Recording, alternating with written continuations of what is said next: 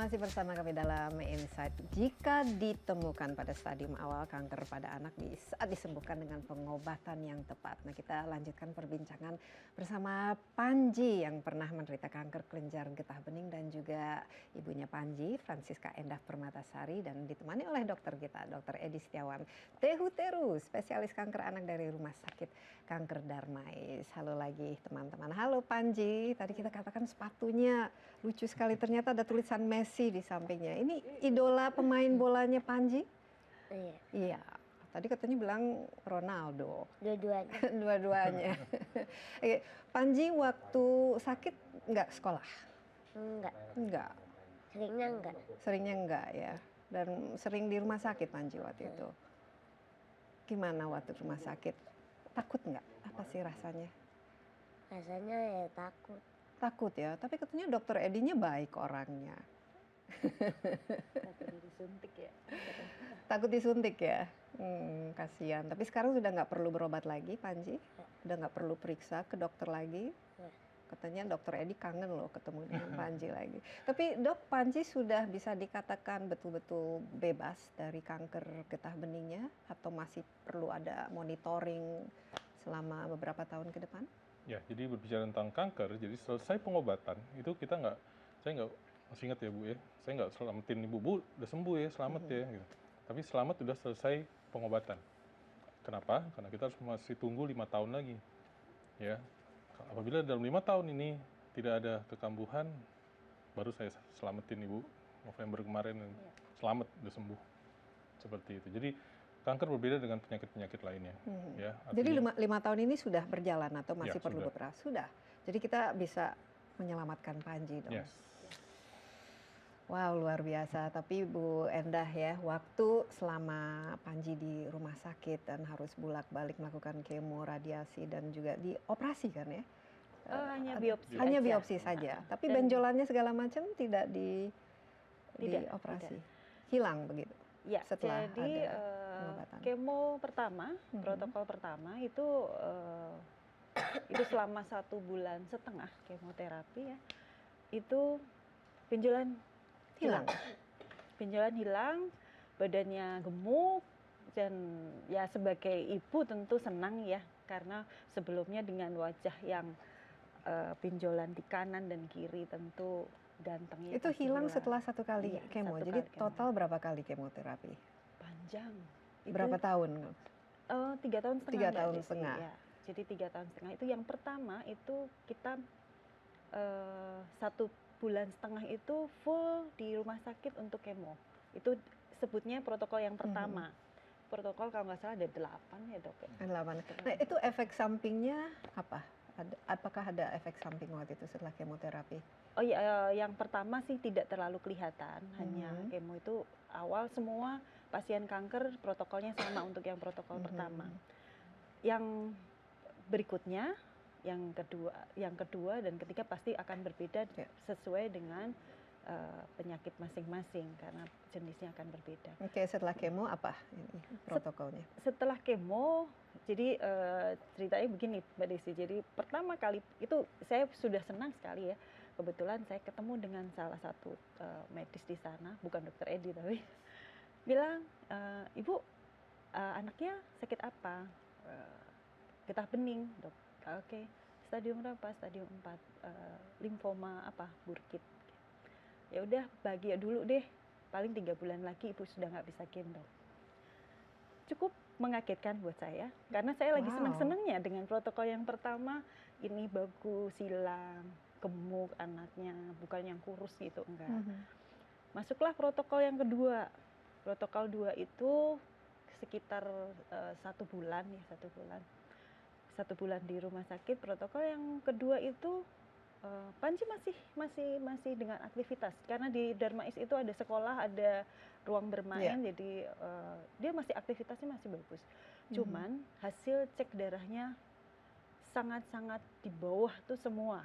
Jadi di bawah semua. Iya. Wow. Jadi itu harus perbaikan. Yang saya bayangkan waktu itu saya udah nangis-nangis walaupun melihat Panji masih cukup fit ya. Sebagai seorang ibu ya. Saya sudah membayangkan protokol yang ketiga apakah masih bisa tahan gitu kan, karena daya tahan tubuh dia pasti turun.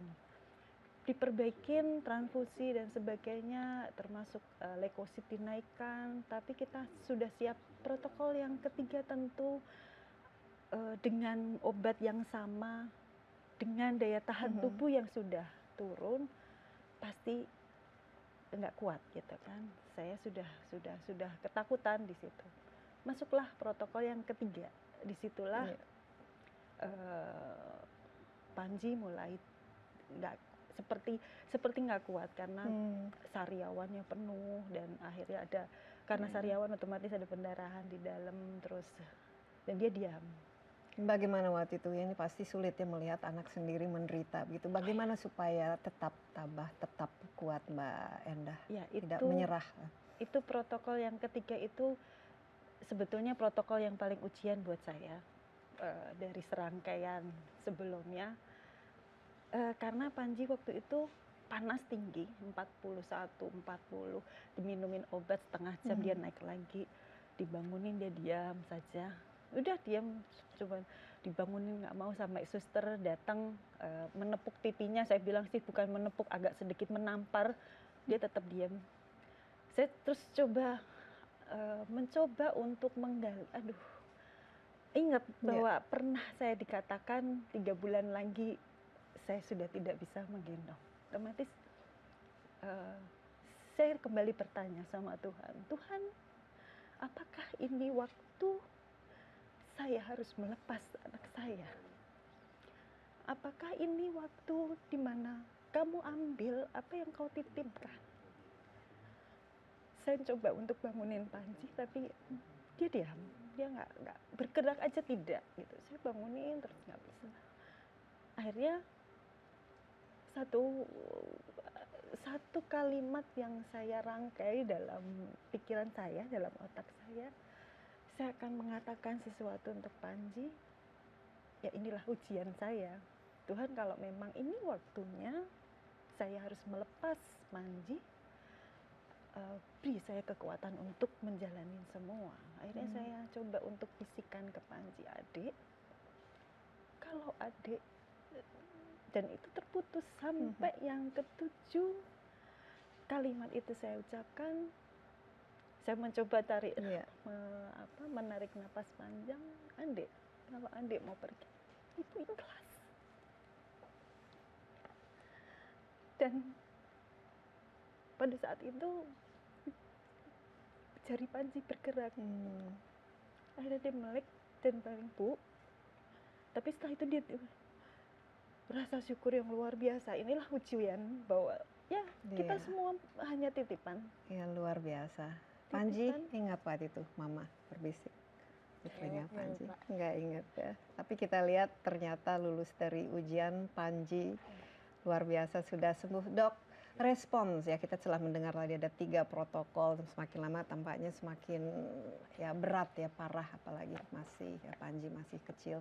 Tapi secara keseluruhan bagaimana respons Panji waktu itu yang akhirnya bisa sembuh setelah cukup jadi berbicara berat tentang ya ujiannya. protokol pengobatan ya, ya memang kita akan menggunakan protokol yang memang sudah terbukti secara penelitian bahwa dia mempunyai kemungkinan untuk sembuhnya tinggi, gitu ya, survival rate-nya tinggi.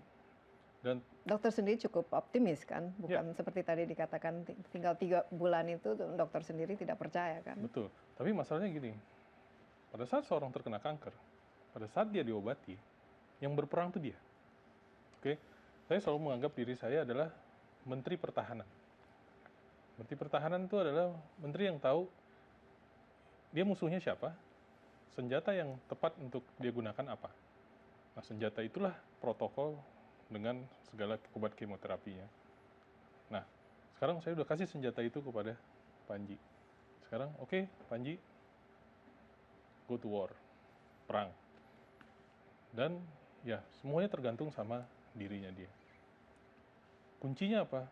Semangat. Makanya mungkin ada satu quotes yang selalu saya sampaikan kepada orang tua ya, hati yang gembira adalah obat. Dengan hati yang gembira, suasana sukacita di dalam hatinya yang gembira, itu justru membuat obat-obat kemo yang diberikan itu justru bermanfaat, justru bekerja. Sebab ada 2 jurnal dari Amerika yang mengatakan bahwa emotional stress can reduce the effectiveness of the cancer treatment.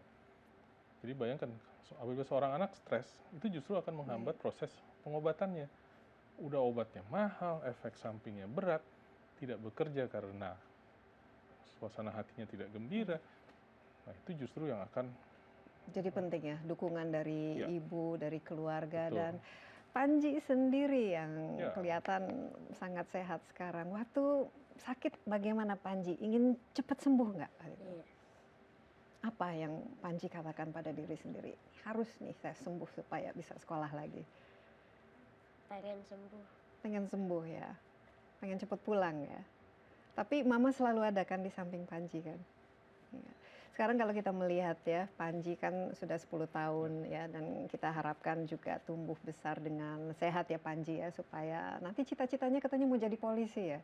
Iya. Masih mau jadi polisi atau sekarang jangan-jangan mau jadi jadi dokter atau masih tetap ingin jadi polisi. Nah, apa yang perlu dilakukan untuk menjaga kesehatan Mbak Endah sendiri? Apakah pola makan Panji misalnya dijaga atau supaya banyak tidur dan lain sebagainya, tidak stres ya? Kalau makanan ya seperti biasa saja sih Mhm. Mbak Desi. Jadi yang kita jaga ya itu tadi seperti dokter bilang, stres.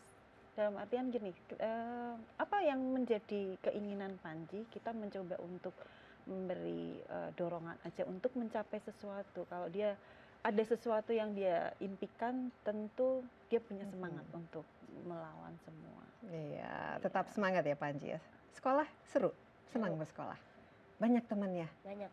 Oke, terima kasih banyak ya telah sharing cerita Panji. Luar biasa ceritanya, ini sangat menginspirasi kita semua, dan juga pasti Dokter Edi juga terinspirasi ya bagaimana Panji berhasil sembuh ya setelah begitu lama menderita, dan juga Bu Endah pasti sangat lega ya, dan kita juga terima kasih. Dan ini mungkin juga bagi ibu-ibu atau orang tua lainnya harus waspadalah ya, karena kanker anak ini seperti Dokter Edi katakan sulit untuk dideteksi ya, tidak ada deteksi dini, dan juga penyebabnya itu masih misterius. Tapi yang penting kalau bisa kita periksa ke dokter sebelum stadiumnya terlalu jauh ya, karena kans pengobatannya dan kans penyembuhannya juga lebih besar lagi. Sekali lagi terima kasih Dokter Edi, Panji juga, dan juga Mbak Endah. Dan menurut data Badan Kesehatan Dunia, dari 1 juta anak terdapat 110 sampai 130 kasus kanker pada anak setiap tahun. Namun tidak mudah mendeteksi kanker pada anak hingga berakibat fatal.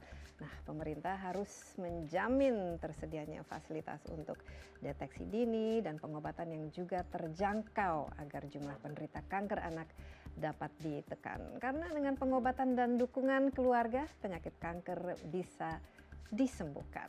Saksikan kembali Insight besok bersama saya Desi Anwar. Sampai jumpa. Bye-bye.